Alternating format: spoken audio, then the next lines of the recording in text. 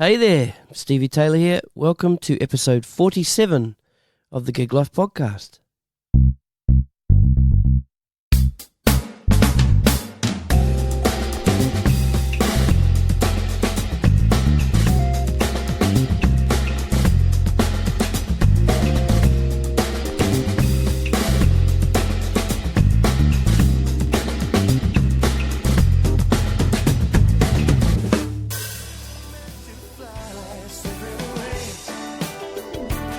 What can I do without you? We're slipping away, and everything about you still breaks my heart. Somebody come and save me. We're slipping away.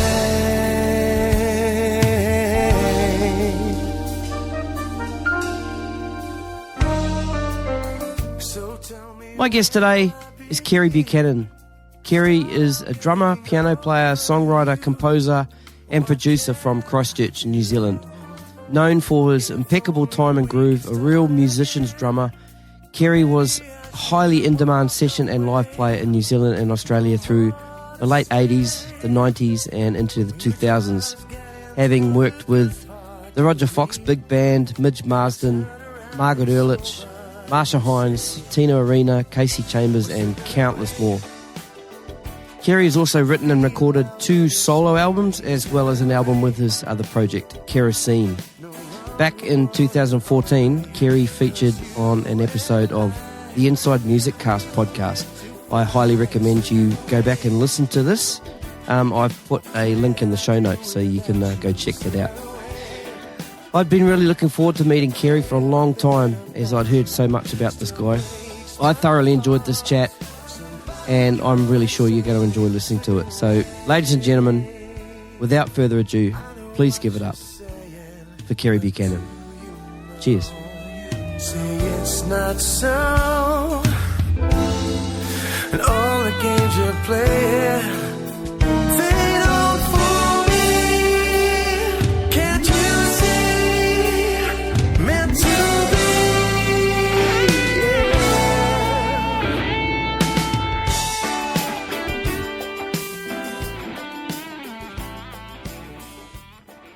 So, I think we're rolling. Kere Buchanan, welcome to the Gig Life Podcast. Well, it's wonderful to be here. It's an honour. Thank you. No worries. You look really cold. Oh, just everybody, we're Skyping. I'm in Sydney and Kere's in Christchurch. You're in Christchurch at the moment, aren't you? I am indeed. Yes. Yeah. And how's the weather? Yeah. Am I allowed to cuss on your show? Sure, That I like totally. to? Yeah. It's fucking cold. It's really fucking cold. Yeah. Like we were talking the other day, and yeah, I don't miss the New Zealand cold at all. I remember, riding my bike to school in shorts, and it was that cold riding your bike. You had to turn your head to the side because you couldn't breathe. Couldn't breathe. It was. I don't miss. It was funny. I was just the other day. In fact, I was walking around where I used to ride to school, and just from where I used to live. And I was right on the corner of the street there, and I remember we weren't allowed to wear long pants until we were in the fifth form. I guess when we were 16 or 15, 16. So we had to wear shorts. And it was -3, I think it was, or -2, -3. It was sleeting. Yeah. And I remember we had to ride to school on, and my high school was, a good sort of 3 or 4 kilometres away on a bike. And oh, man, it's so cold, I don't think it came straight back to me. Yeah, I don't think we ever wore long pants at school. I don't think we were allowed, but I mean, it never quite got that cold in Masterton, Well, I mean, it did, but it didn't snow. Oh, you're North Island. That's yeah, right. yeah. Okay. Yeah, it's sort of it's a different kind of cold, isn't it? Oh, yeah. Yeah. All right, man, what have you been up to music-wise lately? Before we throw back a bit. Well, that's a good question to start with. I've taken a bit of a break. When I left Australia in 2016 and I came back here to just try and do something else, and that was okay for a little while. And so, but I'm starting to sort of hanker to sort of get back in. I think at the moment I'm spending most of my time. We've just moved, So we're still unpacking in boxes and things like that. So it's still sort of transition stage. But I've been writing a book, and what's the book about? Writing some music. Hey? What's the book about? What was that? What's the book about? Well, I certainly don't want to write a book about me because it's not in my DNA to sit around and talk about myself, although we're having an interview about what I'm doing, I guess, but that's a bit of a contradiction. But I think I'd like it to be about a topic to do with music, and I'm using my own experiences as somewhat of a subject, I guess, or a storyline. Yep. So I think it's going to be a children's book. I go through stages. I've been working on it for about a year. I did a lot for about 6 months, and then we sort of started to get ready to move, and I started again just this week, writing a lot of, just going through old diaries.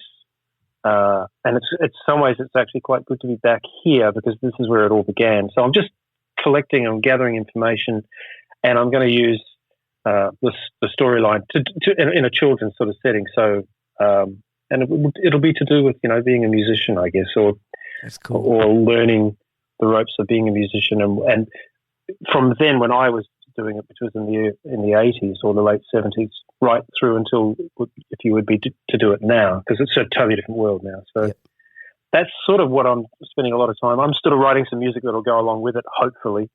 But that's sort of about it at the moment. I'm doing a little bit of playing, not much, but just a little bit every now and again. Just keeping your hand in, Yeah, just have a play, I guess. But I don't really feel the urge to sort of, at the moment anyway, to go out and do a whole bunch of gigs, unless I could. I'll probably put something together of my own here and maybe do that. But just to go out to be a working drummer again doesn't really appeal to me that much at the moment. But, yeah, fair enough. Because for people that don't know Kere Buchanan, through sort of starting in the early to mid 80s, right through the 90s, the 2000s, you're very prolific.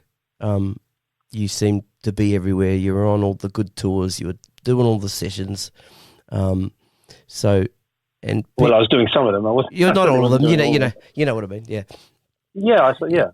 And listeners, and I'll put a link to this in the show notes too. If you go and look up the Inside Music Cast podcast, episode 136, which was recorded in February 2014. I looked that up. Got to get my facts right. Kere did quite a extensive interview with the guys over there, so we're not going to sort of repeat that stuff. It'd be a good idea if you guys went back and listened to that.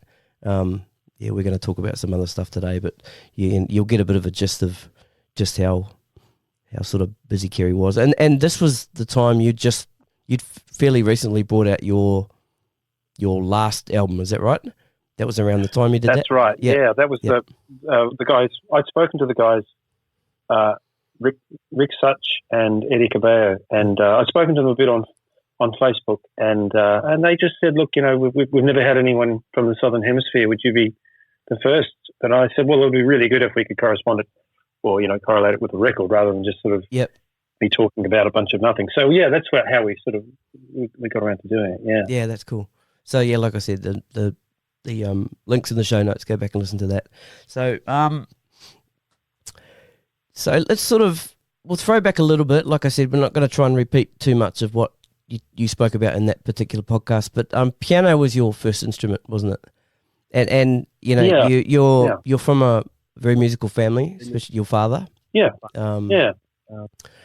Your father, Stu Buchanan, who was saxophone, trumpet, and piano, and I'm not sure what else he played, but also fairly prolific in New Zealand. Yeah, and an educator too, wasn't he? Hey? And an educator too, wasn't he? Your father. He was. And if I'm going to talk about my father, I should talk about my mother as well. Sure, please. Dad was he was actually a freezing worker, and then he sort of took to music quite late in life. It was sort of like when he was 32, 33, not late in life, but later in life, I should say. And he got his letters, and that's what got him into itinerant music teaching, and that's how he made his living. He was the education department changed, but he was an itinerant music teacher, so he went around all the schools in Christchurch and taught clarinet, flute, and saxophones. And then through that, he got to working within the schools, forming big bands and jazz groups and things like that. So he was a real sort of a go-getter. He was and he was great. He was really, really good at it, you know. And my mother was she's still, my dad passed away, but my mum's still alive, and she was a dancer and a nurse, and they met some years ago at some sort of function, I think, where Dad was playing. So and she's very artistic as well and very creative. She does lots of things like weaving and weaves rugs and things. And she's very, you know, really creative and amazing woman. Mm. Yeah. So piano was your first instrument, and then what was the first draw to drums? Because I mean, being a drummer myself, so we're probably going to talk a little bit about drums, but sure. Yeah. What was that first sort of draw to drums? I think it was probably my brother. Well, because he's a drummer too, isn't he? Your brother's a drummer. Yeah, Lynn was always a much better drummer than me. He really took to it with a lot more dedication and discipline than I did. I was sort of a bit, I'd play a bit and then go, oh, well, I'm bored with that now, and I'll go back to the piano or do something else. And but Lynn was really disciplined. So and when I would listen to him practice at the door, he would really work hard at things. So I think it's Lynn. But Lynn introduced me to, I mean, there were local guys here that were really great. There was a guy called Doug Peacher, who was probably pound for pound one of the greatest TV drummers here in Christchurch. There was a guy called Wayne Allen, and lots of really, really, really good drummers here. But when he sort of came home with Steely Dan's Asia, and then I heard Steve Gadd, and then he introduced me to Jeff Becerra, and then all of a sudden I got a whole, overseas or international sort of a kick. Yeah. That was through him, really. So that's the person I guess I could probably say. Yeah, he introduced me to a lot of different drumming, types of players. Mm. What was your first drum set? Oh man, that's a good question. I think I know what my second one was, but I think my first one was it was called A President, and I've never ever seen them ever since. And I really don't know if I could remember. I don't even know if I've got a photo of them. If I could remember what the lugs were, it probably wasn't a President. It might have been a Rodgers or something like that, but it had President on the front skin. Right. And they were pretty bad, but I remember Dad saying, well, we should probably get you some better drums. And I got a Ludwig set, and that was probably it was a much better set of drums. And I think they were Vista Lights too. Actually. Oh, right, wicked. Awesome. Yeah, so they were, it was a long time ago, it was 450. But they were good. They were good drums. Yeah, that's cool. Have you still got them? Are they still in the family somewhere? Mm-hmm. No, I got rid of those to buy my first Pearl. Oh, did you? I think long time ago. Yeah. No, I don't think I have any of those drums left at all. In fact, I kept the Ludwig snare drum. It wasn't a Black Beauty. It was just like a cheap Ludwig, and it was a 5.5, I think it was, by 14. And I used that on a lot of gigs and a lot of sessions, and it was a cheap drum, but it sounded great. Mm. So I kept that for a long time. So. Yeah, that's cool. And I guess, by rattling off Jeff Becerra and Gadd, so groove was obviously the draw for you. Always, and I think it was the way they approached playing songs, music. I was never really, and I say this with the utmost respect to any guys who are into that sort of the soloistic thing. I do love it. I love watching anything that Buddy Rich did, or any sort of modern type soloing or drum type music, I guess. But it was the song players that got me the most. Jeff were playing with Toto and Steely Dan, and everything they played seemed to be right for the song, and that's what really sort of caught my ears, early on. Yeah, and was there a particular song, or were you sort of introduced to a Steely? You know what I mean? Was there a Toto or Steely Dan song that you heard and went, oh shit? Well, it was actually Toto. It was the first record. That was, it was it was actually Lowdown was the first thing I heard Jeff play on, but I didn't know that was Jeff Porcaro. I just knew that was a great song and a great drum track. But the first Toto album that my brother bought, I didn't buy it. Of course, he bought it home. And when I heard Georgie Porgy, I just freaked. I just thought, well, that's so hip for that time. It was 1978 or something, and even now when I play it, if I was to play it right now, it still sounds as hip as it was then, you know. And so that was the first thing I thought, that I got to do more of that, you know. And you know, it was an amazing sort of to think that back then we were playing 16th and everything. I mean, as you get older, of course, you realise the recording techniques, and then you also realise the limitations that were on, because they were on tape. They weren't editing a whole bunch of things. That was a take. Yep. You know, presumably it might have been a few edits, but I doubt it. And so it's pretty amazing, you know. And it was a real kick in the ass to hear that, for sure. Yeah. And what about the first Gadd track?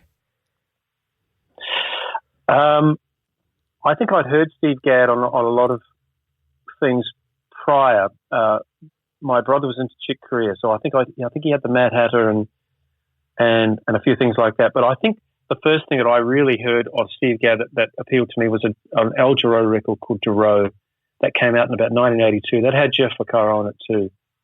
And when I heard that, I realised that Steve Gadd could really cross over. He could play anything. So he could play on a pop record, and he could play on a jazz record, and he could play on a big band record. He could play on all this, and then Steely Dan Asia. It might have even been Asia that I first heard him. I don't know. I can't really remember. But I realised that he was really diversified. He could just do a whole bunch of things. Amazing. And who were your first non-drummer musical influences, apart from, say, your father? I think that I got early on. I really got into songwriters. I mean, I'm a credit Nazi. Or a credit geek is probably a better term. I like to read who arranged the songs. I like to read who composed, who played on it, who produced it, and the artwork and all those things. But the songwriters were the ones that really sort of got me. And when I started to see songwriters appear on lots and lots of songs on different albums, but Donald Fagen and Walter Becker probably were apart from Lennon and McCartney, but Donald Fagen and Walter Becker were the ones I think that really got me initially, because they were the songs they weren't love songs, and so you really had to think about the lyrics, and they were rock type tunes infused with jazz and a whole bunch of different sort of elements, and it was, you know, so it was probably Donald Fagen and Walter, I'd say, for sure. Yeah. And how far into your sort of listening to Steely Dan did you, because you obviously were drawn to the drummers first, and then sort of got into that music, when did you realise that those two guys were involved in Steely Dan? That's a good question. Because the first album I heard was Asia, so and then the second album I heard was Raw Scam, and then my brother bought a greatest hits record. So I can't really. Sorry, what was the question again? Sorry, I've just forgotten a line of questioning. So which album are you talking about? Yeah. At what point during your sort of starting of your Steely Dan phase did you realise that, like, you know, those two guys? Man, these guys are fantastic songwriters. And who are they? Well, it would have been Gaucho, because they were the two that they were both on that record. Mm-hmm. But if I was just to talk about Steely Dan, I think I went Asia, Raw Scam, then Gaucho, and then I went back through the catalogue. Okay. And realised that there was, you know, all this other great music as well. You know, that they weren't on because they were a band, of course. Right. Initially. Yeah. Yep. Yeah. And was this the kind of stuff you were putting on and playing along to? Yeah. I used to put on when my brother left home. I sort of hijacked his bedroom and I set my drums up, and I had a turntable, and I used to put Asia on, and I'd play along to Black Cow, and then I'd get to the fade, and then just before it faded out, I'd get up and lift the needle off and put it onto Deacon Blues, so I didn't have to play Asia because I couldn't play it. And then I'd flip the record over, and I did that for a long time. So and this is the reason why I've never been able to play Asia probably because I kept getting to it thinking, no, I can't do that. Yeah, well, you could probably get some way through it, and then when Gad starts to let rip at the end, you no, that's yeah, He walks in, I walk out. Yeah, that's it. Yeah. Now, were you sort of starting to listen to bass players as well, sort of lock into bass playing and stuff like that, or was it all sort of drums and? It was never actually, to be honest with you, Stevie. It was never really drums. It was actually the whole big picture. I mean, the drums was the instrument that I played, but I was into all sorts of guys, like all the guitar players and all the bass players and keyboard players and horn players, singers, writers, everything. So, but if I was to talk bass players internationally, I'm talking about, there were so many records around with David Hungate on them, and you start to see common sort of rhythm sections on the records. I'd go and buy a record and I'd see David Hungate and Jeff Porcaro playing, and then I'd pick up another one and it would be Abel Boreal and John Ferraro, or then I'd see Steve Gadd and Anthony Jackson. So there was sort of like team players, and the same went with engineers and producers to be the same thing, So it might be David Foster and Humberto Gatica or George Duke and somebody else, So it was like a team thing. That's what I sort of found then, But I was probably, if anything, more than individual instruments. I was into the big picture, especially rhythm sections, because it was a really great time for music back then, for sure. Yeah, yeah. But did you ever sort of take yourself away from the music in your drum practice and specifically work on technique or playing to a click?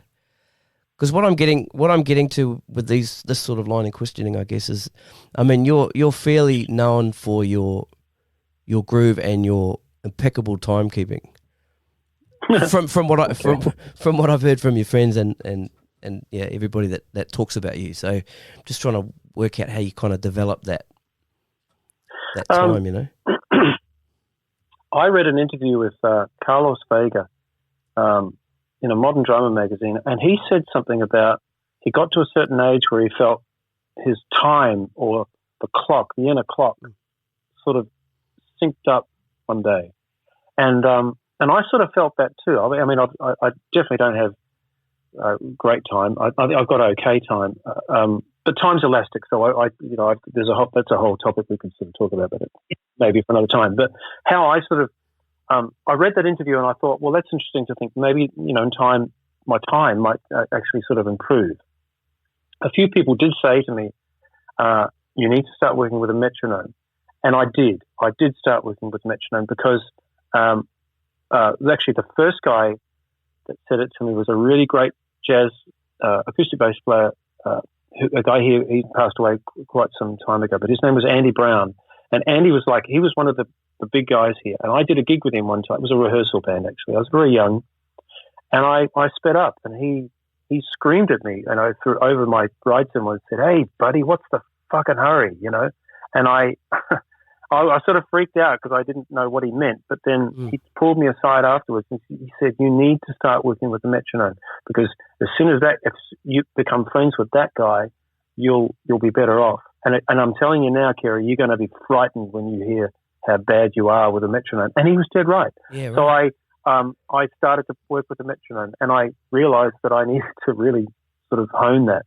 And so I just did it, and I was frightened by it because it was that was right and I was wrong. Yeah, right. But you find the common ground between the two. You want good time, but you don't want it to be, so metronomic that it's sort of boring. You know what I mean? So you find it. But that was the best way for me to do it. And then once I really started working in groups, especially in the 90s, where everything was to click anyway on live things. If you were touring, right, not everything, but a lot of things, you had to play to clicks, and you always had to play to clicks in the studio.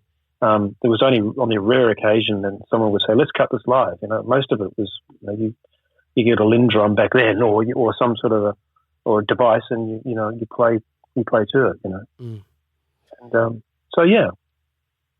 So okay, so let's talk a little bit about your playing career. So, like, reading through your bio, I wasn't quite quite sure on the time when you moved, or what brought you from New Zealand to Australia.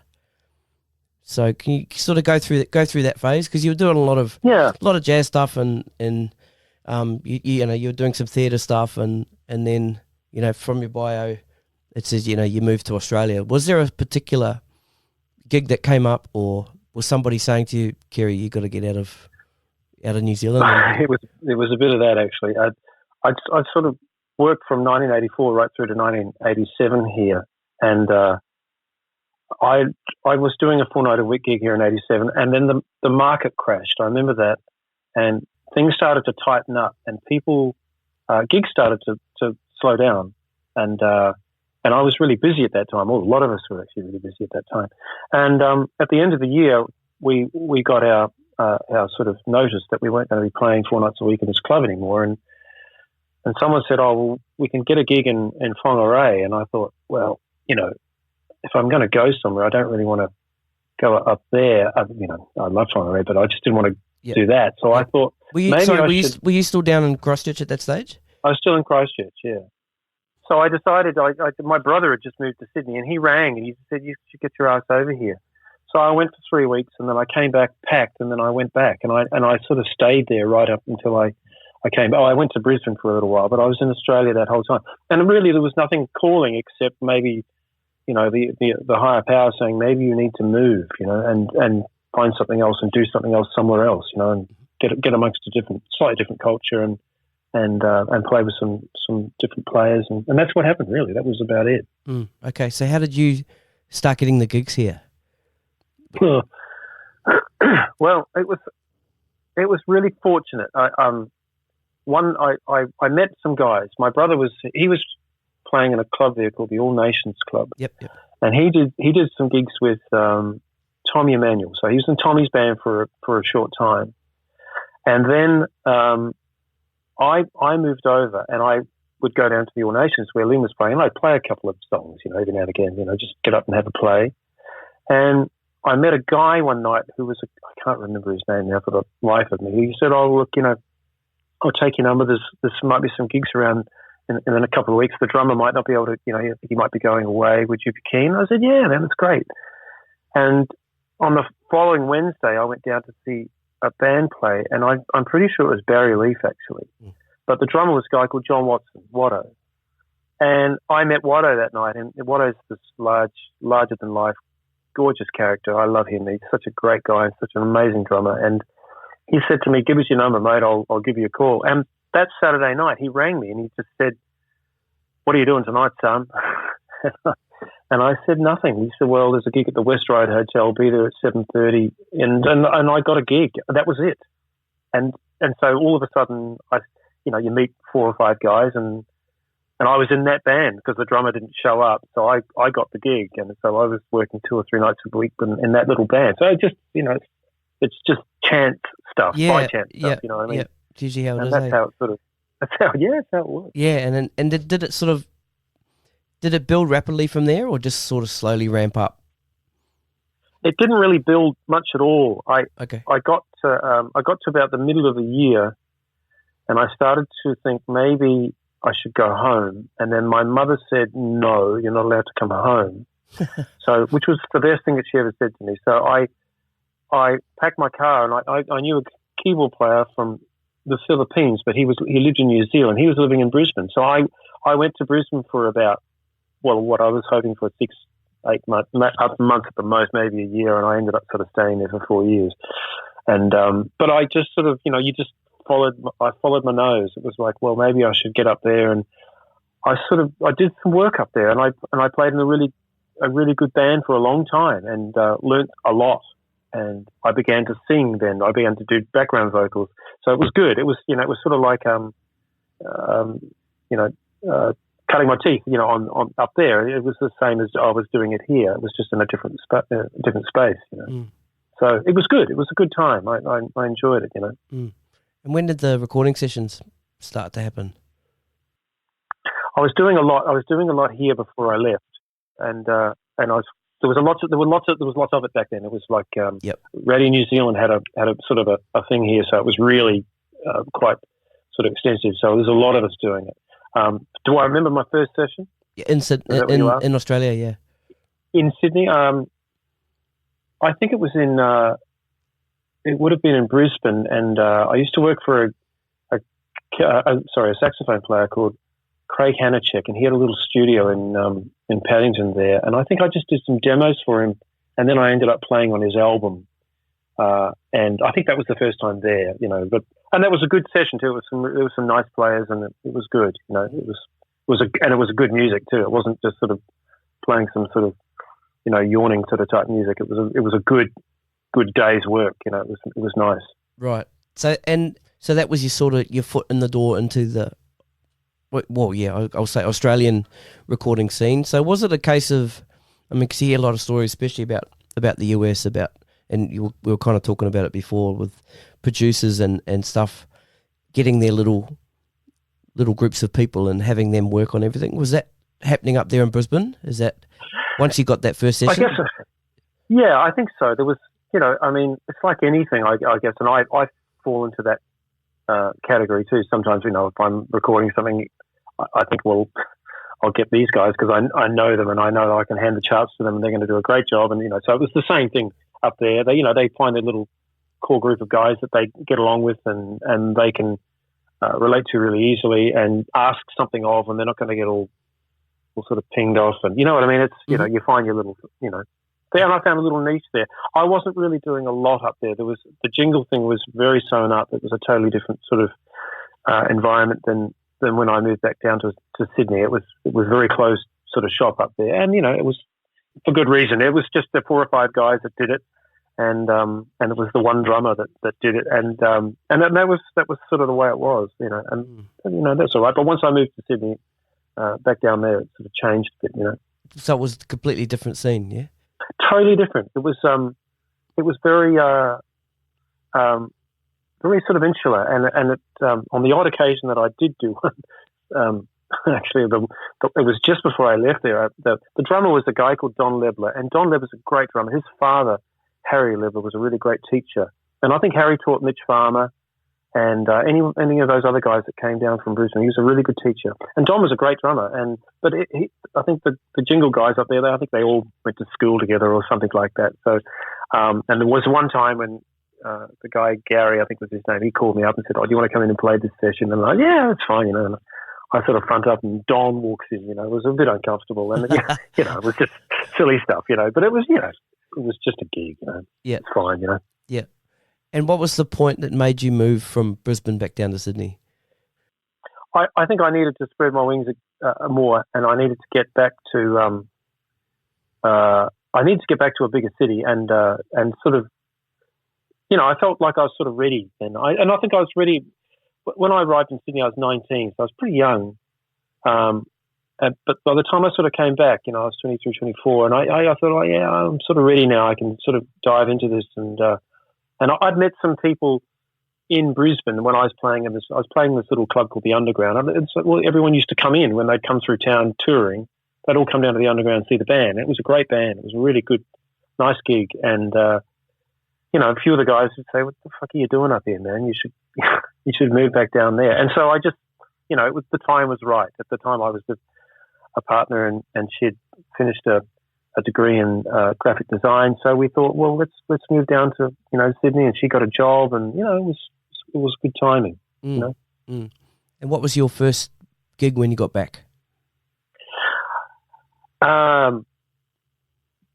Well, I had 2 gigs. This was very lucky, very fortunate. I worked with a guy called Erik Rasmussen is his real name. And Erik was in a group called Heatwave. He's a guitar player, isn't he? Yeah. And in that band that I was just saying before I left New Zealand, I was playing at a club called Xanadu, it was called. And we played 4 nights a week. And Erik was in that band. And he did, he ran a little studio in town here too.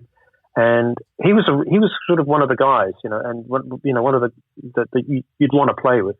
And I worked with him for that whole time. And so when I moved to Sydney, he moved to Sydney, and I stayed in touch with him. And then I called and said, "Hey, look, I'm moving back down from Brisbane." He said, "Well, look, I've got this 4-night-a-week gig. The the band's going overseas. We're going to go overseas for a few months. I'm putting another band in to replace us just for the 3 months. Do you want to play drums? And I said, yeah, man. So I got a gig working in a nightclub called Club Riva, which used to be underneath the Sheraton on the park there. I think it's gone now. So I got that gig, and that was a lifesaver because it was good money and it was 4 nights a week, and I met some guys. But the other gig I had when I first got there was sort of role reversal. I knew Warren Trout from Brisbane days, and Warren had moved back down to Sydney, or moved to Sydney, I should say. And he was working in a band called What Is Hip with a guy called Justin DeLeo. And I called Warren and I said, hey man, I'm moving down, so I'm not sort of hustling necessarily, but I will be around. He said, well, do you want a month of Friday nights or Saturday nights at the basement? And I said, yeah. So I did that gig. So it was really fun. I mean, it was chop change. It was $80 or something like that, but it didn't matter. I could meet some people, and Mark Williams was on the gig, and I met Darren Paul, and I met Noel Elmoe, and I met some guys, and it was, so that's how it works. Well, it worked then anyway. I'm not quite sure how it works now, but it was really fortunate. So I was very lucky. Was this about the time you got into the Marcia Hines band? No, I got, that was about 96. I think I started playing with Marcia. Okay. Pretty sure, yeah. And can I tell you how that gig came Please, about? Yeah, Is that all right? Absolutely. Back in 1990, I was playing in this group. It was a really cool group, like I said, and there was a jazz festival going on. And one of the drummers in town, said, "Hey, man, Gordon Rittmeister's coming down to check you out." Oh. And I always freaked out when I heard people say, someone's going to come and check you out. I go, oh no, well, I should have done this today, and why have I got that? And, Did you know who Gordo was at that stage? Yeah, I knew who he was, but I'd never heard him play, and I'd never met him. So but I knew who he was, and so I was a bit sort of, I was nervous, But he came down, and him and I hit it off. We just, we have the same sense of humor. We love a lot of music, and we just hit it off. We were really, really close. We felt really close. I could just feel it. And every time he came through, we'd hook up and say good day. And when I moved to Sydney, I called him and I said, hey, look, I'm moving to Sydney. He said it's about time. I thought he might have said, oh no, God, there's another guy coming to town. He was the opposite. So it was a very welcoming, sort of accommodating sort of feel, And he got me the gig with. Well, he actually got me the gig with Margaret Urlich because he left Margaret to play with Marcia, and then Margaret finished up, and then he left Marcia to do something else, and I got the gig through him. So it was very, if he hadn't come down that time when I was freaking out in 1990, I don't know what would have, maybe it might not have happened, Yeah. So it's weird how those little sort of things sort of, sort of take place, and then they can sort of carve your little sort of way in life. You know what I mean? It was very fortunate. Yeah. Now, just on the Margaret Urlich thing, I was telling you just before, I was talking to some of your friends, and now Mark Costa, he said, ask him about his first Margaret Urlich gig with me at the Brisbane Travel Lodge, and he said it's funny stuff, so you got to tell that story. All right. I think it was my first gig, yeah. I think we did one rehearsal, and it was really, I thought it would have been like we rehearsed for 6 weeks, like a Frank Zappa gig where you rehearse for 3 months and then you go and hit the road, And it wasn't anything like that. It was like an afternoon at stage door for 3 hours and some charts that I think Phil Scorgie had written. So that they weren't even current to how they were doing things. It was a bit odd. But anyway, so we had 2 gigs and Mark will say whether this is right or wrong. It was the Brisbane Travel Lodge, and then we had to go down to Hobart, I think, or something like that. Anyway, so we were playing. There was a band on before us, Andrew Rowe, and then we came on to play, and I was a bit green with the gig because it was big shoes to fill. Gordon had been playing, and Hamish was the drummer in the band before that, so there was lots of really good drummers that had been through that band, and so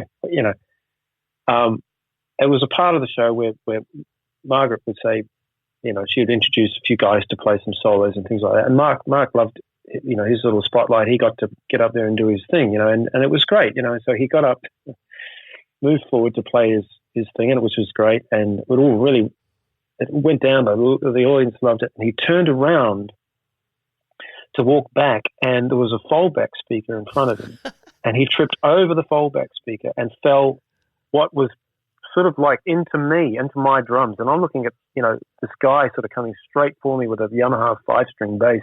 I'm going, fuck. And it was and anyway, he sort of managed to sort of peel off to the left, and as he fell I'm sort of laughing at this, and I shouldn't, because he could have really hurt himself. But as he fell down onto the ground, he strummed his hand over the entire all 5 strings, so it just went and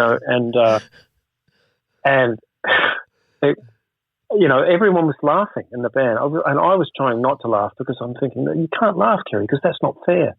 And Mark turns to me afterwards. We were still playing. I can't remember the song we were playing, but we were playing, and he looked over to me, and we were playing quiet enough, and he said to me, "I feel so embarrassed."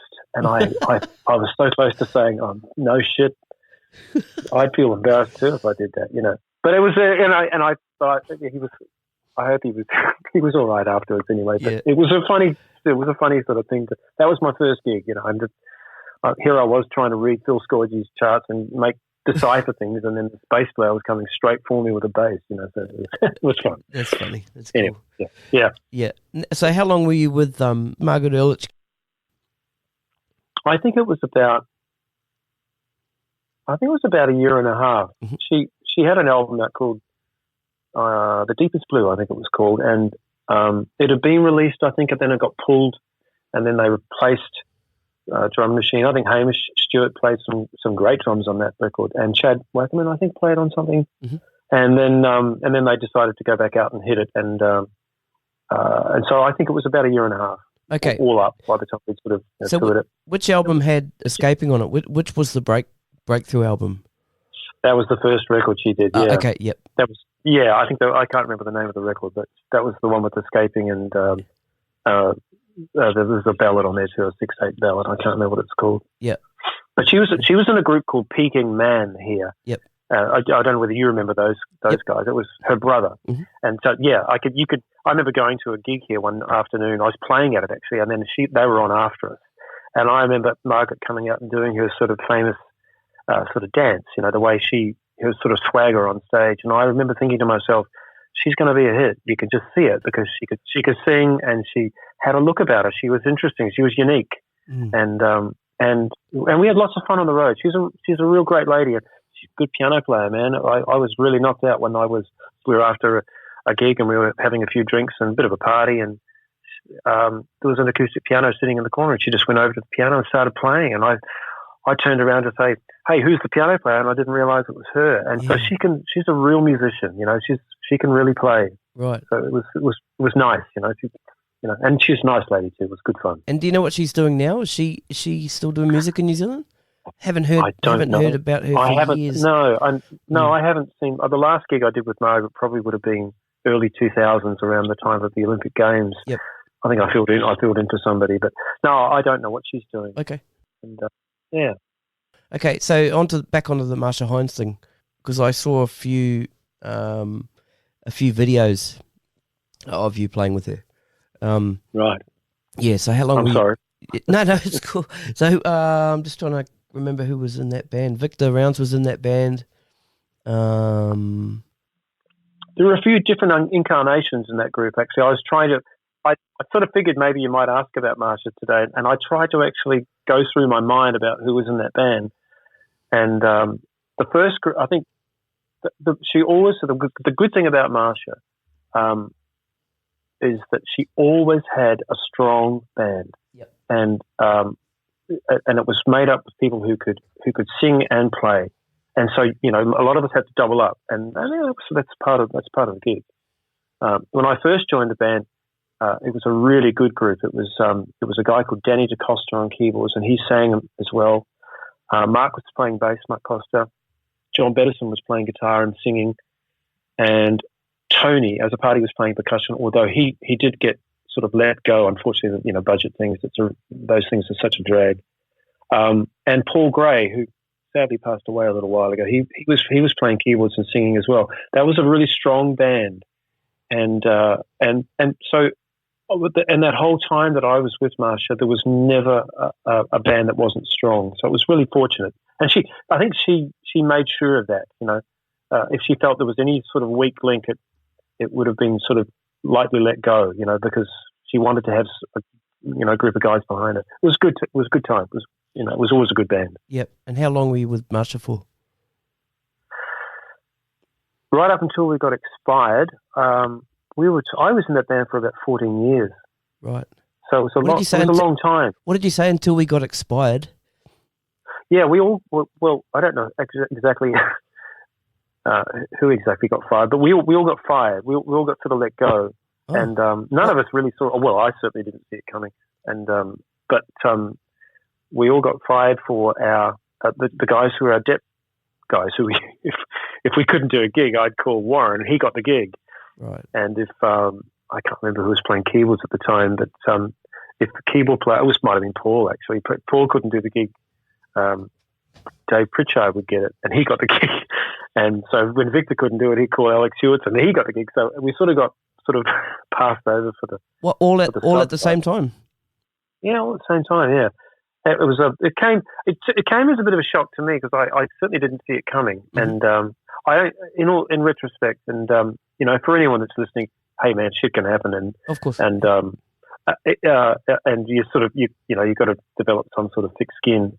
But it didn't get handled very well. I didn't think it was handled very well. But right. And I haven't seen Marcia ever since, and that's a shame because we were good friends. I liked being around the band, and I always treated that gig with the utmost respect because it was a good gig. It was nice. Mm. So what year was that? What year were you let go? 2010. I think we were sort of 2010, maybe early 2011. I think it was something like that. Okay. All right, so When did the Tino Arena thing come along? Was that during that time? So you're saying the Marcia thing was 14 years. Obviously, heaps of stuff getting done in between that. How often were you sort of doing the Marcia thing? How much of let's just go back to that a little bit. So how much of a year would have been taken up with Marcia Hines? Yeah. In that whole time, I think there was a year break to do a record. Sometimes she'd take a break to do something else. She did a couple of theatre shows. Mm-hmm. But generally she's doing speaking, that stuff. We worked. Yeah, she does theatre shows now. That's the thing now. Yeah. Yeah, she. When Peter Ricks, her manager, would say, "Hey, you need to make some money.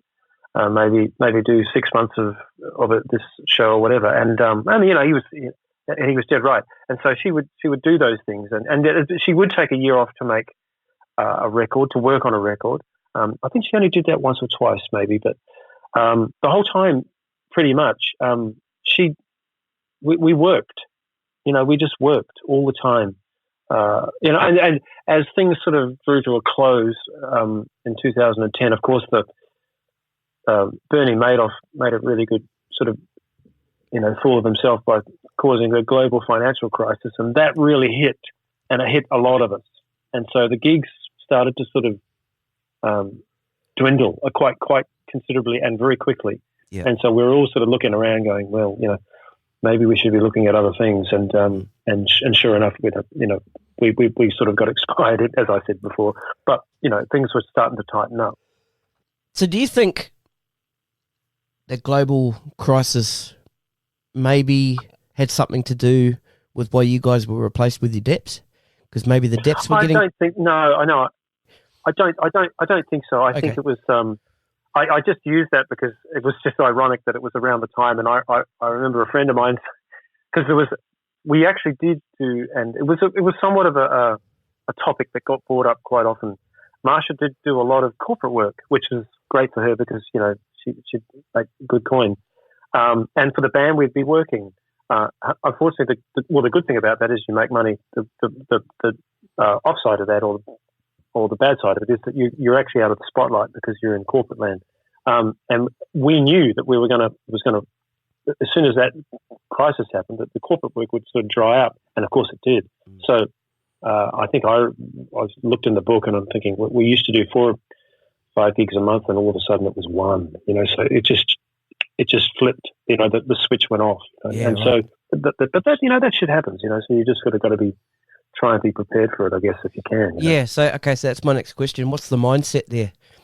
Once you saw it sort of happen, what were you doing? Were you being proactive to try and get that book filled, or did other people start calling, knowing that you weren't off doing the Marcia stuff, or you're available now? Well, to be honest with you, it's always been in my DNA to want and try to record and compose and make my own music. Mm-hmm. And it was sort of like right back, it was about 97, 98, I started to think about it. And it took me a little bit longer than that. It took me about 10 years afterwards to finally do it. So I dove right in. I was probably a little bit ambitious, but because at that time it was pretty scary, and everyone was sort of, things were tightening up, and lots of gigs were sort of becoming scarce and whatnot. But I just dove in and made a record. So I didn't I've never been one to sit around and wait for the phone to ring. I just want to keep doing things. And so I'd put a band together, or I'd write some charts out, or I'd be transcribing things, and I'd be trying to learn or make a record. So I made a record, and that took me, all of about sort of 10 months. So I got busy, and probably spent a little bit too much money on it. But at the same time, it was probably a good thing, because it was a bit of a tough time for everybody. So you need to put back into your industry if you can. Yeah, that's awesome. Okay, so when did the Tina Arena thing come along? I think it was around 2001, 2002. Mm-hmm. I got a call one afternoon from a guy called Rupert Pletzer, and Rupert was, at the time, I think he was sort of, maybe for quite a while, he was sort of the darling of the Sony sort of crew, and I think he was working for Ralph Carr, and Ralph was Tina's ex-husband, of course. And Rupert, and I'd met Rupert through Rick Price, and Rupert said, "Hey man, there's some gigs coming up with Tina Arena. Would you want to be part of the band?" I said, "Yeah, fuck, I'd love to, man." Mm. And we were due to go, or she was due to go to France and play some shows at the Olympia Theatre, and so I got the gig, and I think it was Terapi had the gig. I think he was playing drums, and I think he had some conflicting dates with somebody else, and my name came up. I mean, it was, it could have gone to anybody, but it came to me, So it was really, I was blown away, because that was probably one of the gigs, definitely one of the gigs that I really wanted to sort of play, because I loved the music, and I knew that she could really sing, and the band was good, and we got to tour and have some fun, and I got to play in France, which is, it's a bit of a dream come true, Yeah, that's awesome. So how did that audition go down? It wasn't an audition. It was word of mouth, yeah. And there was a screw up with the keyboard player. I can't remember. Something went down, but he rang me back and said, Rupert, and said, "Hey, look, we need a piano player. Can you recommend somebody?" And I recommend Paul Gray. I said, "Well, Paul would be good, man, because he knows Tina and he sings, and, he'd be good with running laptops and things like that, because he was a bit of a tech guy. And so, yeah, that's how it sort of, came about, Yeah, that's cool. You played on Midge Marsden's Burning Rain album. Did you play on the title track? No, that's Steve Garden. So do you know who Steve Garden is? I don't know. No. Okay. Right. I know, that's that song. And when I read in your bio that you played Midge Marsden, and then I remember when that song came out, and it was massive, man. It was a huge song in New Zealand. That was produced by the drummer, actually, Steve. Okay.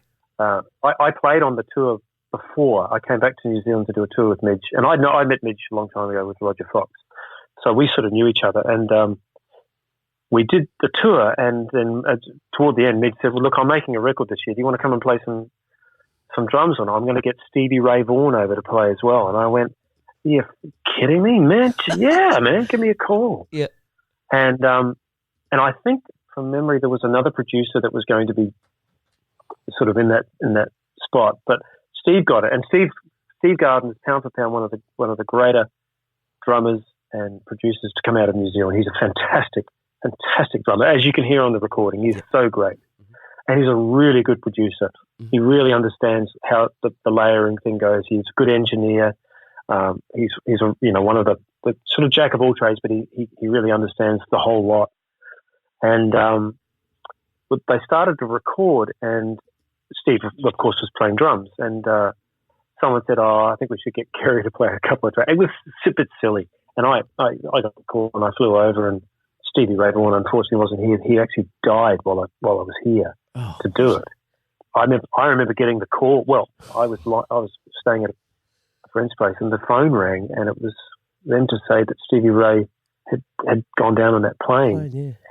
And anyway, so that was a weird thing, because Midge was saying, "I'm going to get Stevie Ray play. It'd be great to have you." And I'm going, "Geez!" And then all of a sudden he wasn't here anymore. It's really weird. But I came back and I played on 3 songs, and really, to be honest with you, Stevie, I have no idea why I was brought back, because the tracks that I heard that Steve played on were far superior to what I did. It was so. I remember walking into the room, and they were on tape, of course, and they pressed play, and I said, "What do you want me to do? I can't. That's great. But I played some drums on it. It was a good time. It was nice. It was nice to play. Awesome. On the record. Yeah, that's really cool. Yeah. Now, what's the most rewarding project or band that apart from the stuff that you've written and recorded yourself? What's the most rewarding project or band that you've been involved in? In a recording aspect, or like a live thing? Well, let's pick one of each. Pick one of each. Yeah, okay. Well, I think recording-wise, and I'm talking about the whole aspect of it, like from the playing, the songs, the engineering, the people. I think I did a record for Kasey Chambers back in 2000, and I can't remember, 2006 or 5, around that time. And I was excited about that, and a few of my colleagues had sort of poo-pooed her, and I didn't agree with them. There was something about Kasey that I was sort of intrigued with. I know the voice can sometimes be a bit sort of penetrating, but I saw a bit sort of more than that. Well, I heard a bit more than that, I should say. And so when I got the call to do it, I was excited. And the band was an A-class band. And I learned so much on that project that I took away a lot. And so that was probably one of the most rewarding, not only the money was great, the conditions were great, the music was great, the studio was great, she was great. There wasn't one grizzle throughout that whole sort of 9 or 10 day experience. And it wasn't like you sort of rock in and have your chart and you go. It was workshopping the songs up, like in the old days. Right. We did 2 songs a day. Right. Sometimes we'd get 3 in the can, but generally it was 2 songs a day. So you worked them up, and the band was. I have to mention the band because that was really probably the epitome of that whole week or 9 or 10 days. It was a guy called Mark Punch on guitars, who's pound for pound one of the greatest guitar players that I've ever worked with in Australia. Jeff McCormack, who played bass and engineered. Rod McCormack, his brother, who's a great producer as well, who played all the acoustic guitars and 12 strings and mandolins and banjos and all those wonderful instruments. And a guy from America came out called Stuart Smith, and he'd just joined the Eagles. He'd taken Don Felder's place, right. And he was working also in Don Henley's band at the time as well. So, and we were staying in this little hotel up the road, and I'd drive him back, and we'd just go to the restaurant and have something to eat and a drink, and I'd just ask him questions, because this guy had worked with Rodney Crowell and Joni Mitchell and all these amazing, he knew everybody, and I just asked questions. It was just it's one of those times when you think, I'm walking away from this with a whole bunch of sort of knowledge that I would never have got if I hadn't taken, or been asked to do that project. Yeah, that's awesome. Great. That's fantastic. Okay, now what about live? I think it's probably going to have to be that Tina Arena experience at the Olympia Theatre playing to the French. it's a different culture over there. So when you play to, they of course the Parisians are known for their sort of abruptness and rudeness, but yeah, when you're an artist, if you're a tourist, it's slightly different. But if you're an artist, they love you, and they sang all the words. They knew all the words in English, or even they say that they never speak English. So I just the feeling of being in Paris, playing with Tina and that band. It was a really good band. Everyone got along. It was a super experience. So I'd probably say that for sure. Great. Now, I've probably forgotten something, and I'll probably call you back in about an hour and say, no, it was actually... No, that's all good. So who was in that band? That band was Paul Gray was playing keyboards and singing. Nick Sinclair was on bass. Chris Gonzalez on guitar. And that's where I really heard Chris.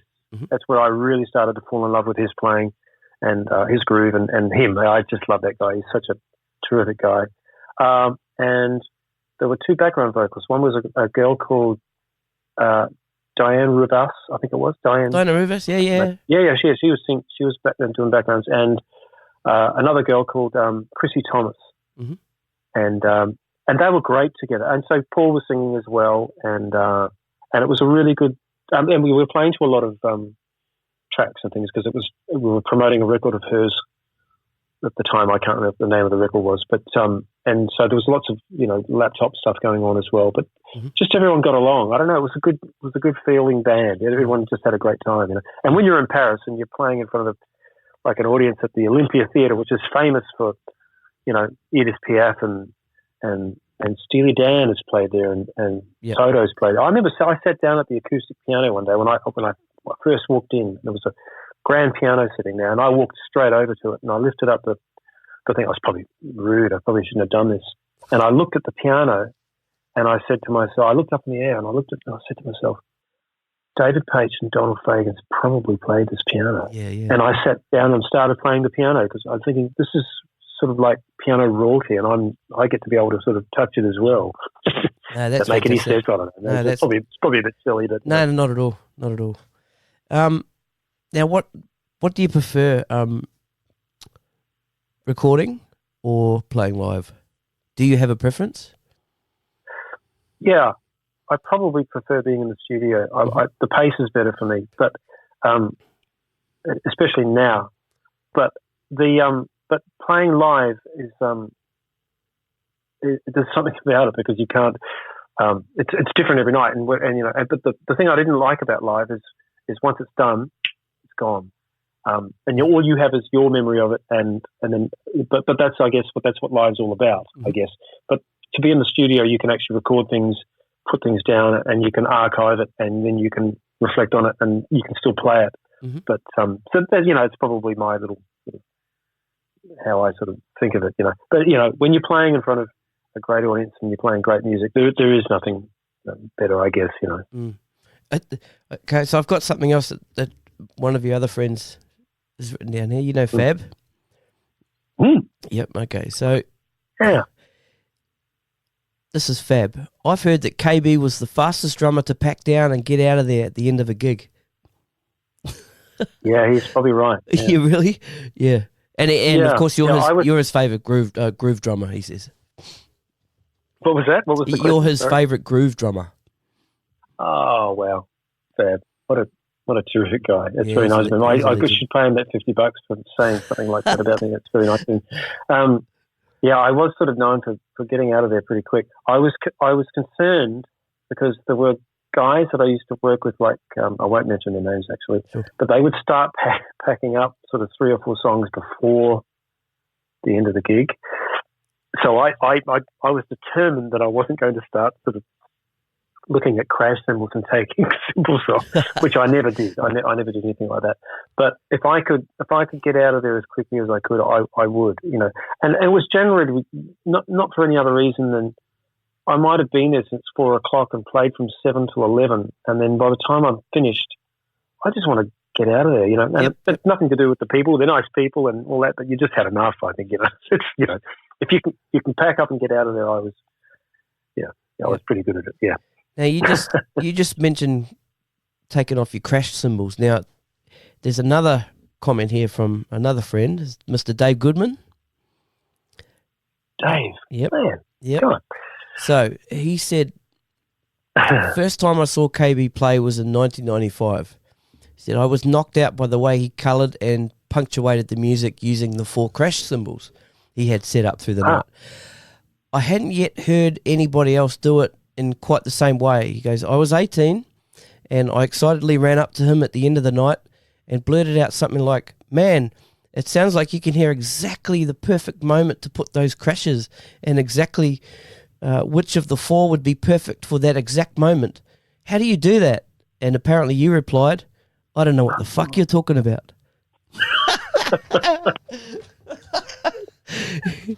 Oh, classic. No, that's not like me to say something like that. Sorry, So, no, you're probably right. So he wants to know your take on that. What's your take on that? Sorry, Dave.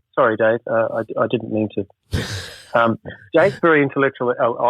He's very on that sort of level, and I know he's going to hear this anyway. So, Yes. Dave's the way Dave plays and the way Dave operates is exactly how that's the line of questioning that he would come up to anybody, and not just me. And so I apologize, Dave. I really should have taken the time to say, well, I heard a D7 sharp 9, so I thought it hit the 19-inch crash at that time. I probably should have been a little bit more forgiving or nice about it. So, but I never ever thought like that. I was probably playing them too loud too at the time, and hitting too many. Yeah. So he was probably being nice, where he might have actually wanted to come up and say, man, can you lose a couple of those crash cymbals, please? Yeah. Maybe he's thinking, yeah, man, you're overplaying.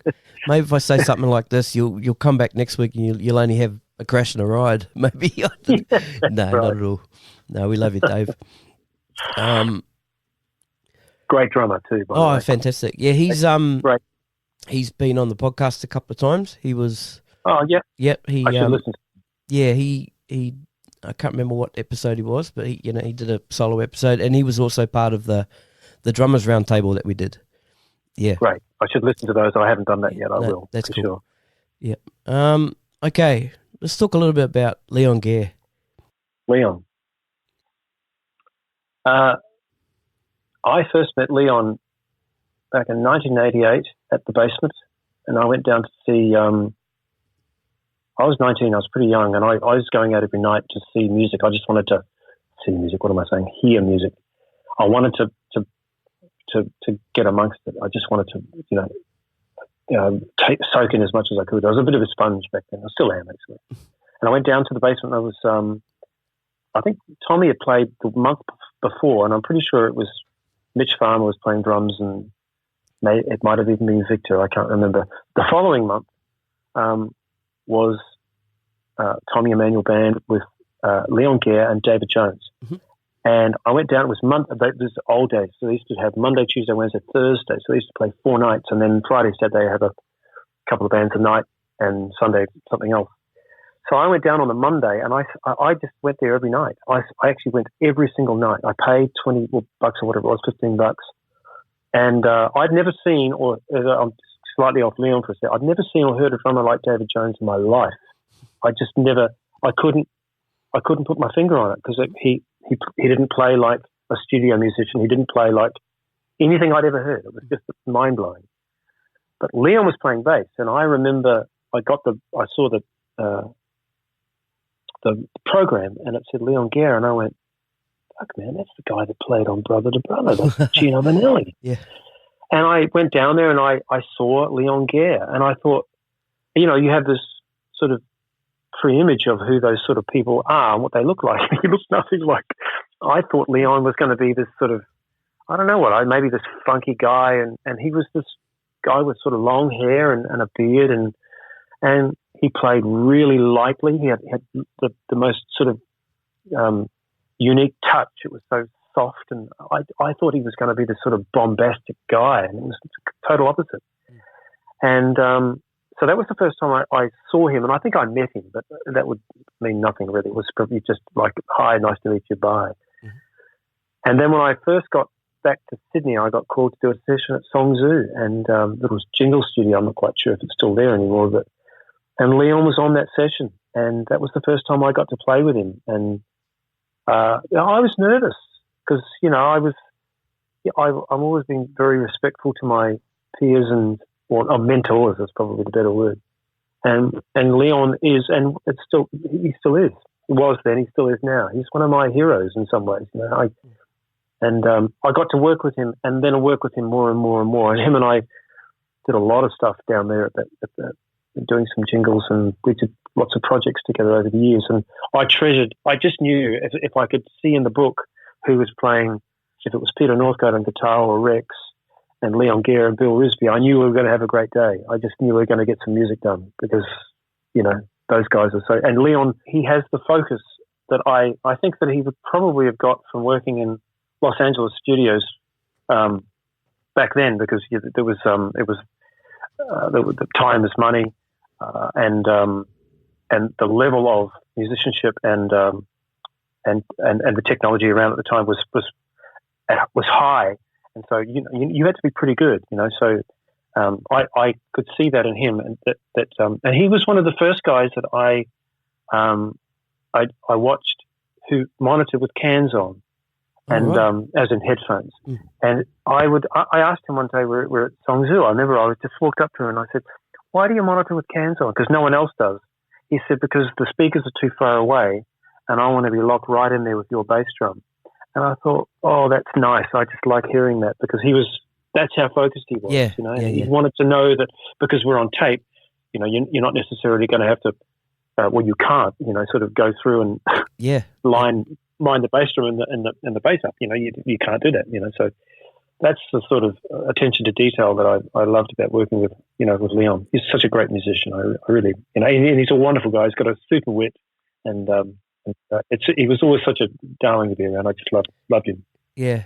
Now, what I found really interesting when I spoke to him, just going back to the bass drum thing, is how he would adapt the way that he plays based on the actual sound of the bass drum. Yep. Like, he would change, would he play his hand a little bit down, a little bit further, or depending on the sound of the bass drum, or, if he came to a gig if he came to do a session, but the drums were going to get done in a couple of weeks, he'd be like, so then he'd just play in the middle. He'd just play in the middle, because if it was like a whooshy sort of bass drum, or if it's something nice and tight, then he'd play a little bit further up. I thought that was fascinating.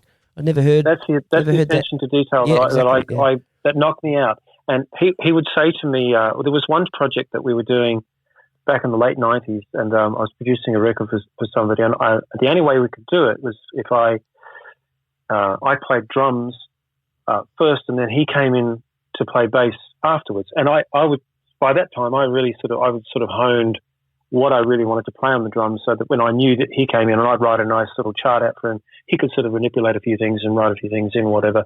But he would always say to me, we should be tracking together, Kere, because we track really well together. And he said, but Rich, and then he did the same thing. He would change the placement of his fingers on the fingerboard, because of, he might have played it differently if it was actually in the same room at me at the same time, so. Yeah.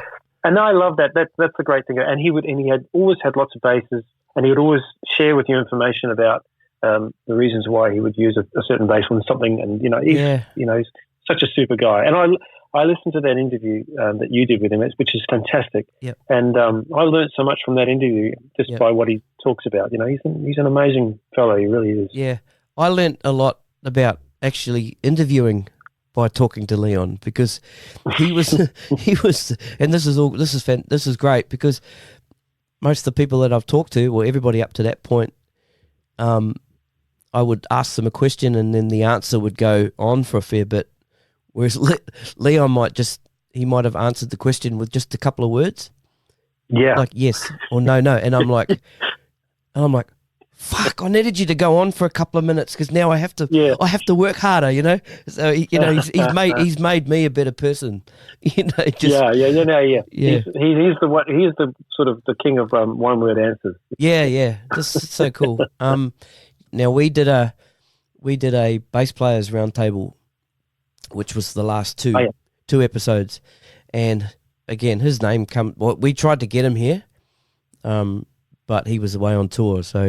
But his name came up quite often as the guy that, because on the round table was Victor, Mark Costa, Darwin Martinez, Christian Attard, Bobby Poulton, and Adam Ventura. Now, a couple of times, a few of those guys actually talked about times where they were troubled by something, so they'd go and see Leon. You know, right, and he would sort of mentor them through these particular things. You know, the thing I liked about that it drew me to Leon was not only his playing, because his playing is just stupendous. It really is. And his attention to detail, as we've talked about. But everything he says is in such a non-threatening way. And you can ask him, I'm sure he must get sick of me, especially when we were working together, because I just kept asking him questions. If you go, here comes Kere again, he's going to ask me about a whole bunch of it. But he was always very giving with his information, and I wanted to know who he played drums, bass with on sessions, and what it was like playing with them, and were you tracking in the same room? And he was always, very giving. So that's the sort of character that he is. When I was in hospital, Leon came up to see me, and I was pretty sick at the time. I'd only been in there for about 2 or 3 weeks, so I was pretty under the weather. And but he came up and he pulled up a seat, and we sat there, and we chatted about music, and I asked him a whole bunch of questions again about LA and working with Jake Graydon and Brett Rodger, and he was just filling me with stories, and that was a really good time because I wanted to hear this stuff, and I was pretty sick, like I said. So I was in Royal North Shore. There were 4 patients in the room, and I had all the curtains closed because I was bed rest. So if anyone that knows what bed rest is, means you can't go to the toilet, you can't get up. So it's pretty intimidating. And my system, my bowels had everything had frozen, and I hadn't been to the toilet in it must have been 4 weeks. I think that's when they started to freak out. There was a new nurse on, and so you've got to picture this. I'm lying there. Leon's talking to me about Jake Graydon. He's talking about some session that he was on in 1977 or something, and it was Ralph Humphrey playing drums, and I'm lost in this amazing conversation about, with this guy who's my friend. And then the curtains just go like that. And it was a new nurse, and she said, "Hello, have your bowels moved?" And I look at her, and I look straight over at Leon, and Leon has this cheeky smile, that same cheeky smile that I've seen him pull so many times. And I said, "Can we talk about this later, please?" And she said, "Oh, all right, I'll come back after your friend's gone." And the curtains were closed. Anyway, so we chat for a little bit longer. Leon goes. And we were talking about, there's a photo on Facebook or on social media, but I think you guys talked about with him sitting on his stool when he was playing the bass with his pedals on Gino's session. Yep. And he's still got that seat. He's still got that stool, okay? Right. And what you told me then, I've still got that stool. And I said, wow, it's amazing. We chatted a bit more about it. He'd gone. He sent me back this picture of him on that stool. He said, maybe you should do the same when you're playing drums. You should have one of these stools, but instead he spelled it STUHLE, stool. Only Leon could come up with something like that. He turned an awkward situation into a joke, and I've never forgotten that. I just broke up. I was sore. I had a brain hemorrhage. I had like blood clots on my lungs. I was so sick. And when he put that, and I looked at my laptop, I just literally broke down in tears of laughter, because that's Leon. That's typical Leon. Yeah. Now, let me have a look at a couple of other things your friends have said here. Okay, so Victor Rounds, he said, ask Kere to digress on an expression we used, whatever. Sometimes we used to mime it on stage.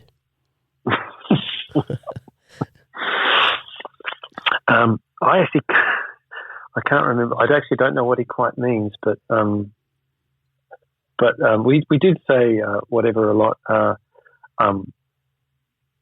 And I've got to be careful how I say this because I think I know what he's talking about. But Marcia used to coin the phrase, yeah, whatever. And so Leon, what am I saying? Victor and I would sort of look at each other and laugh, and we'd do it on stage, So when Marcia would sing something, or, I hope this doesn't go to air, Marcia hears this, but when something would happen, and Victor would just turn around and look at me, and we both look at each other and go, whatever. And, it was, but it's funny, I haven't seen Victor for a long time, and I hope I get to see him again one day because I spent a lot of time with Victor working on the road, and we, and in the studio too, and he's such a great guy, and we had, you find those little quirky things or those little things that get you through if you're on the road for 2 weeks, If you don't have the odd whatevers, man, you start wanting to kill people because it can get that way, So we'd find that there was one other one. If you interview Leon, sorry, I keep saying Leon, Victor. Yeah. We had a little thing. I had a trolley, and I used to be able to take literally all my gear on this trolley except for my cymbals, I think it was. And he called it. I can't even say it. So you ask him next time, and he'll tell you what the name of it is. Yeah. Okay, ask him about the trolley. Yeah. Now, Tony has a party. He said, incredible musician, incredible time, great friend. And when Tony had a bit of bad luck, you went out of your way and you organised a benefit concert or benefit night for him.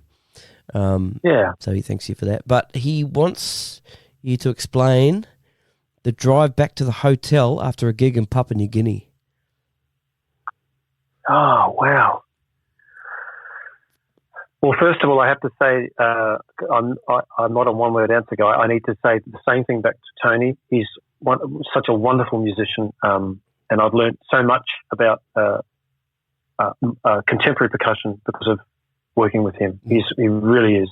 He has incredible time as well on all my records and anything that he's played in the studio that I've seen, whether I'm working as myself or on anything else. He's a one-take wonder. Yeah, he really just plays one take. It's quite amazing. He's really such an incredible musician.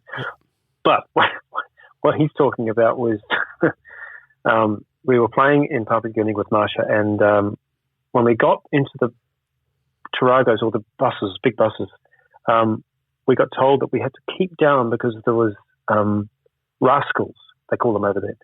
And so basically guys with guns, and they can just randomly shoot the car. So we had to stay down in order to not get shot. Oh. Yeah, it was pretty fucking heavy, man.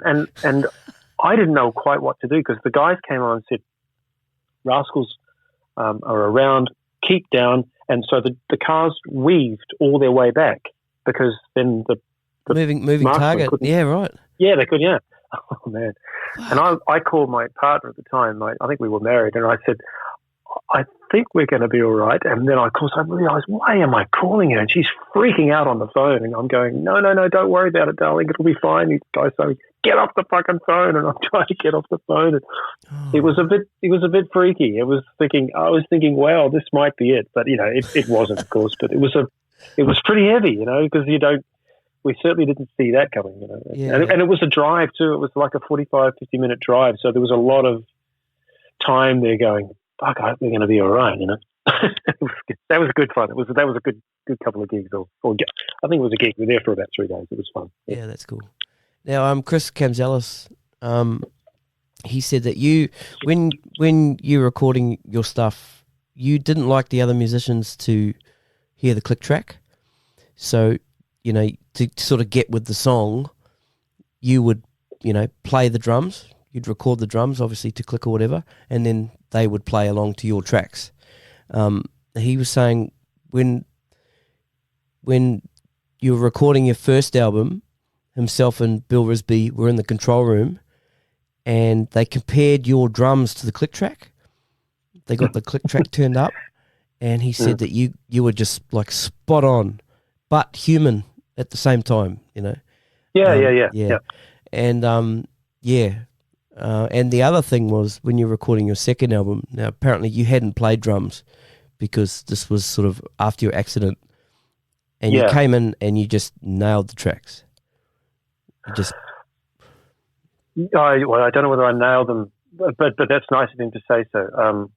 I can't really play hard anymore because or with that sort of vigor because of my injuries, I guess. And so I told everybody, I'm pretty sure, that I'm just going to be playing fairly sort of low key on this. It's going to be, it's not going to be like the previous album. And so we all fell into a groove pretty quick, and it was okay. There was a couple of things I struggled with because I wasn't really playing that much, but that's there again. When you got great guys around you, it was pretty comfortable. And I had Leon and Chris and Bill, and it was it was nice. It was cozy, so I could sort of take my time on things. It was good. Yeah, that's great.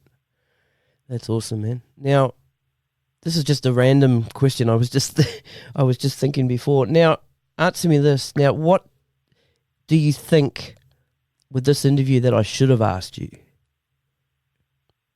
How's that for a question? What were you thinking I may have asked you about today? I don't know. And that's cool. When you came on and you said the line of questioning isn't going to be the same as the Inside Music cast, that pleased me because there's no point in going over. If someone can sort of turn back to that one and have a listen as well. I don't know. No, I think we've covered sort of some nice things. Yeah. Cool. I think. I think we've covered everything. I think pretty much people like to talk about their own music, I guess, is the thing, and we've talked about that. So, and we've talked about some nice gigs and things. It was great. It's nice. Awesome. Yeah, man, it's actually been quite a while coming, this one, because we had it, and then you moved, and then you were sick, and then I was sick, and then you couldn't get internet. Well, you're still sick. Now so, I'm sick. But you know what I can do here, though? You wouldn't have known, but sometimes when I went to do a cough, I just muted my track. Yeah, I know. I know. You saw that. Yeah. You could see That's me going. Good. No, it's good. I thought, well, I'm not going to, I won't sort of make it awkward. I'll just carry on. Yeah, no, good idea. Professional, true professional. Yeah. Well, Kere Buchanan, it's been an absolute pleasure talking to you today. Like I said, it's really nice to have met you. Known about you for a long time. Yeah, man, I hope we can do this again sometime. And for sure. Looking forward to your book, and would love to hear your new music down the track when that comes. For sure. Yeah, for sure. And please, all those people that ask those questions, Chris and Victor and Tony. And whoever else, Dave, Fab, give them, yep, and Fab, yep, Fab too, yep. Tell Fab to ease up on the things with his new lady. I mean, Jesus, shithouse. Hey, what is it? Shithouse. No, I'm kidding. Classic. Yeah. And so, but give my love to all those guys because, and anyone else, in fact, because I haven't seen a lot of those chats for a while, and they're a big part of my life, and I love them dearly. So give them my best for sure. Sweet as, I'll do that. All right, Kere, man, look after yourself, and okay, we'll catch you soon. Good on you, bro. All right, cheers, Kere. Yeah, man.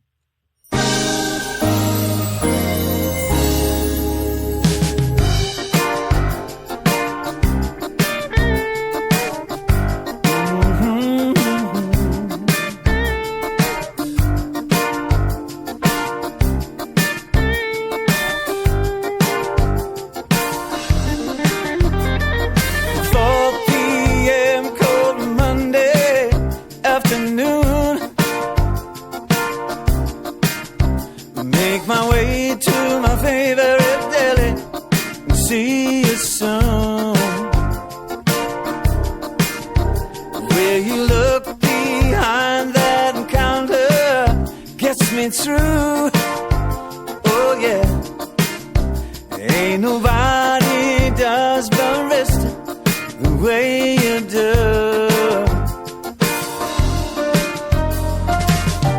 If you're gonna surrender to mediocrity, better off with a guy like me, Miss Josephine. Josephine, in the day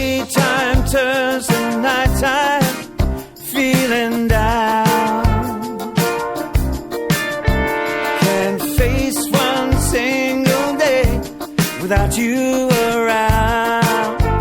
No, no. Can't eat, can't sleep, can't think, don't understand. No. Like a king without a clue, I'm a nowhere man. I never meant to offend her. Some things are meant to be. Hanging out with a guy like me. Miss Josephine. Miss Josephine.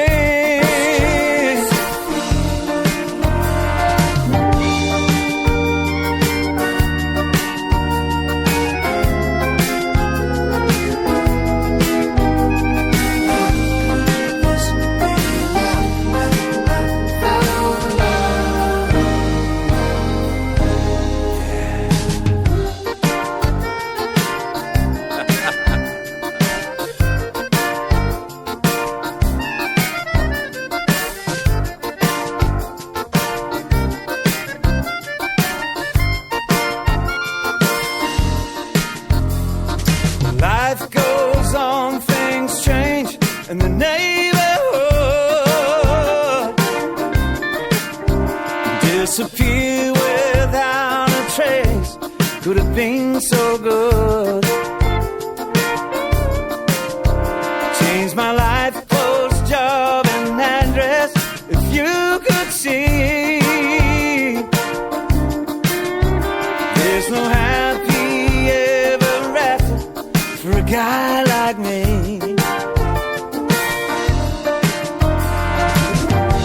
And I fail to remember starring you and me. Real life on the silver screen. Miss Josephine.